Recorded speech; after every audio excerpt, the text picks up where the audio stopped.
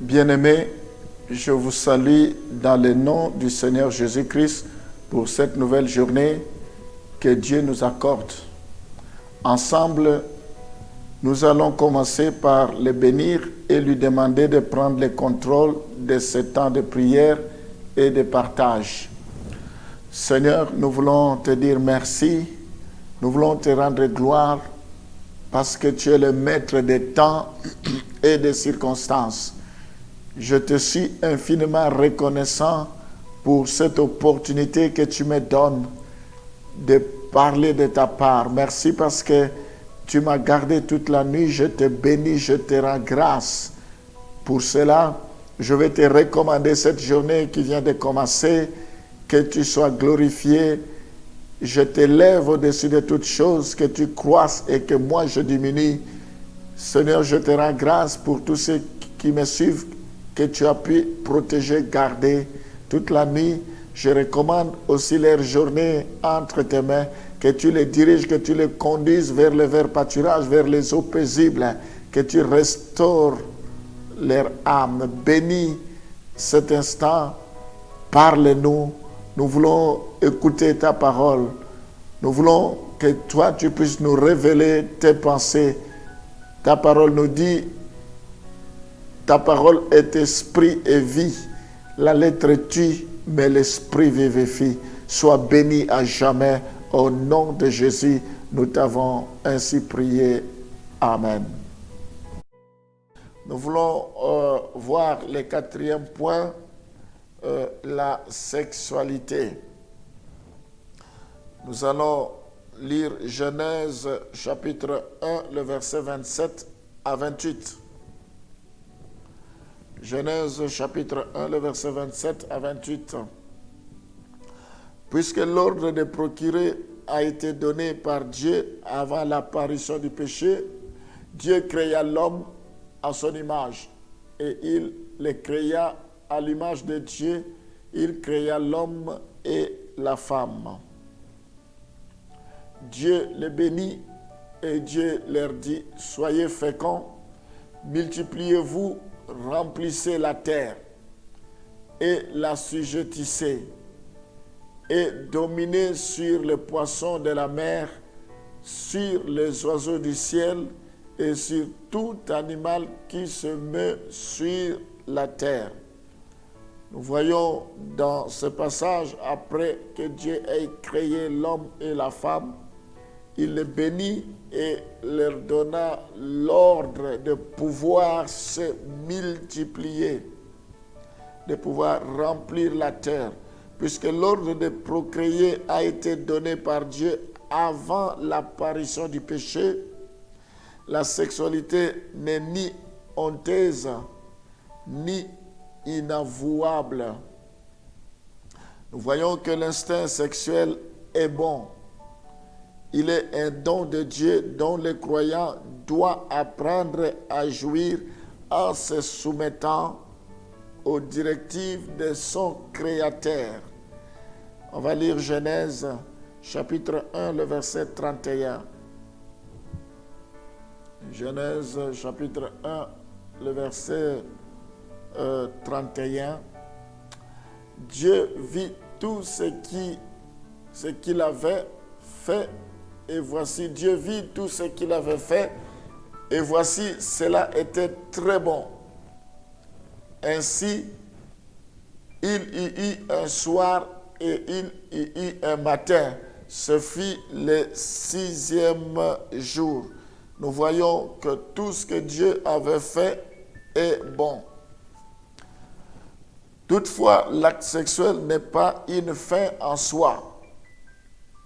Il est le sceau sur l'union de deux êtres qui s'aiment et ont résolu de construire ensemble un foyer sur une base bien définie, impliquant un engagement et une fidélité réciproque. Selon Matthieu 19, le verset 5 à 6, nous voyons qu'il y a un engagement réciproque entre l'homme et la femme, selon Matthieu chapitre 19, le verset 5 à 6. Il y a d'abord accord des sentiments dans ce passage et qu'il dit, c'est pourquoi l'homme quittera son père et sa mère et s'attachera à sa femme et les deux deviendront une seule chair. Ainsi, ils ne sont plus deux, mais ils sont une seule chair. Que l'homme donc ne sépare pas ce que Dieu a joint.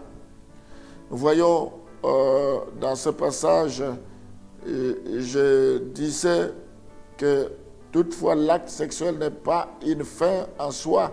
Il est le sceau sur l'union de deux êtres qui s'aiment et ont résolu de construire ensemble un foyer sur une base bien définie impliquant un engagement et une fidélité réciproque. Il y a d'abord accord de sentiments, se marquant aussi par une attitude. Accord de sentiments, de conviction, d'intention et finalement union des corps dans le mariage. La relation sexuelle a une dimension qui dépasse le simple domaine physique. Donc, nous devons savoir que la relation sexuelle a une dimension qui dépasse le simple domaine physique car elle vise à l'unité totale de l'homme et de la femme. Nous allons lire 1 Corinthiens chapitre 6, le verset 15 à 19. Nous allons découvrir ce que l'apôtre Paul nous dit dans 1 Corinthiens 6, le verset 15 à 19. Donc, la Bible dit, ne savez-vous pas que vos corps sont les membres de Christ? Prendrai-je donc les membres de Christ pour en faire les membres d'une prostituée? Loin de là. Ne savez-vous pas que celui qui s'attache à la prostituée est un seul corps avec elle? Car, est-il dit, les deux deviendront une seule chair. Mais celui qui s'attache au Seigneur est avec lui un seul esprit. Fuyez l'impudicité, quelques autres péchés qu'un homme commette. Ce péché est hors du corps, mais celui qui se livre à l'impudicité pêche contre son propre corps. Nous voyons dans ce passage le bien fondé de l'acte sexuel. Nous voyons que, comme je le disais tantôt, que la relation sexuelle a une dimension qui dépasse les simples domaines physiques, car elle vise à l'unité totale de l'homme et de la femme. Nous voyons ici, il montre que cette relation engage la personne tout entière. Parce que quand on s'attache à la prostituée, on devient avec elle une seule chair. De même qu'on s'attache à sa femme, on devient une seule chair. Donc, il y a une relation qui engage la personne tout entière. Nous voyons dans ce passage que le corps, au sens biblique, est beaucoup plus que physique. Il comprend la personnalité dans son ensemble. Nous voyons que cela exprime que lors d'une relation sexuelle, il y a plus que le contact entre deux organismes physiques, mais identification avec les partenaires sur tous les plans de la personnalité. Puisqu'elles établissent un lien de ce type, les relations sexuelles ne peuvent avoir lieu à l'essai. Donc, nous ne pouvons pas prendre cela à la légère. On ne peut pas s'amuser pour faire de l'essai parce que en s'engageant, on devient une seule chair avec son partenaire ou avec sa partenaire. Nous allons lire 1 Corinthiens plutôt Romains chapitre 12, le verset 1. Romains chapitre 12, le verset 1. La Bible dit, je vous exhorte donc, frères, par les compassions de Dieu, à offrir vos corps comme un sacrifice vivant, saint, agréable à Dieu, ce qui sera de votre part un culte raisonnable. Oui, mes bien-aimés, il y a un mystère concernant dans la sexualité. C'est pourquoi nous devons savoir que Dieu a mis toutes ces choses, c'est pour qu'il y ait l'harmonie au sein du couple. C'est pour que le couple puisse bien évoluer, bien s'épanouir. En effet, dans ce cas, il n'y a pas d'engagement réciproque et l'acte sexuel sert de but impropre. Il faut qu'il y ait un engagement réciproque. Si il n'y a pas d'engagement réciproque, alors l'objectif n'est pas atteint. L'exploitation égoïste d'une autre personne, c'est que Dieu réprouve. Nous allons lire 1 Corinthiens chapitre 10, le verset 24. Donc il faut que ce soit dans le cadre du mariage. L'activité sexuelle en dehors du mariage, Dieu réprouve cela.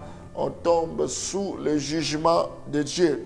1 Corinthiens chapitre 10, le verset 24. Que personne ne cherche son propre intérêt, mais que chacun cherche celui d'autrui.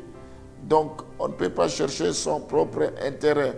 Toute relation sexuelle hors du cadre défini par Dieu, c'est-à-dire hors du mariage, c'est-à-dire le mariage est soit de la débauche, soit de l'adultère.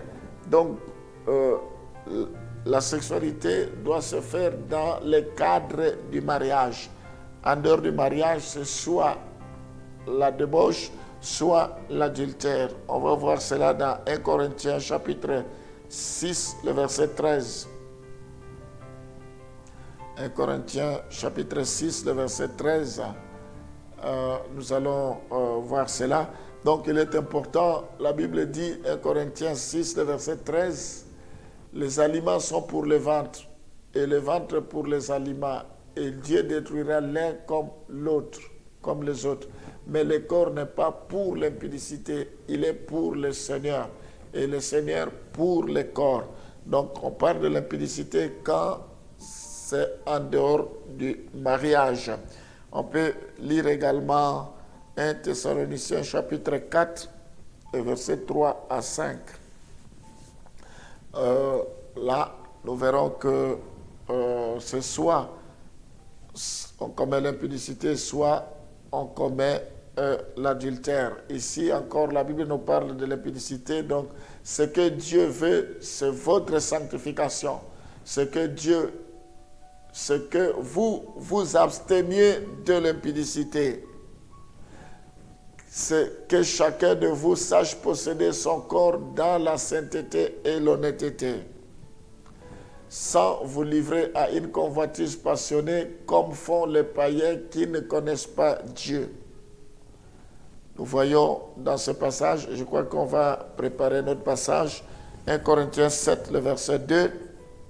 On va préparer cela parce que les deux passages que nous venons de lire, c'est en rapport avec l'impudicité. Donc, nous devons savoir que l'acte sexuel en dehors de cadre défini par Dieu, en dehors du mariage, c'est soit l'impudicité, soit l'adultère. Alors, on va lire 1 Corinthiens 7, le verset 2. Toutefois, pour éviter l'impudicité, que chacun ait sa femme et que chaque femme ait son mari. Donc, ce passage, nous pouvons aussi parler de l'adultère si on laisse son mari ou son épouse et on va avec une autre femme ou un autre homme. Nous voyons que dans le domaine sexuel, le mari n'a pas à s'imposer à sa femme. L'un et l'autre ont des droits égaux. Nous allons voir 1 Corinthiens chapitre 7, le verset 4. 1 Corinthiens chapitre 7, le verset 4. Nous voyons, la femme n'a pas autorité sur son propre corps, mais c'est le mari. Et pareillement, le mari n'a pas autorité sur son propre corps, mais c'est la femme. Nous voyons que dans les domaines sexuels, le mari n'a pas à s'imposer à sa femme. L'un et l'autre ont les droits égaux. C'est l'homme qui a autorité sur le corps de la femme et c'est la femme qui a autorité sur le corps de l'homme. La Bible dit, pour éviter que le diable vous tente, vous ne devez pas vous priver le corps. Donc, si ce n'est que pour des raisons de prière, et il faut très vite retourner ensemble pour ne pas être tenté par le diable. Donc, nous ne devons pas donner l'accès au diable. La Bible dit, résistez au diable et il fuira loin de vous.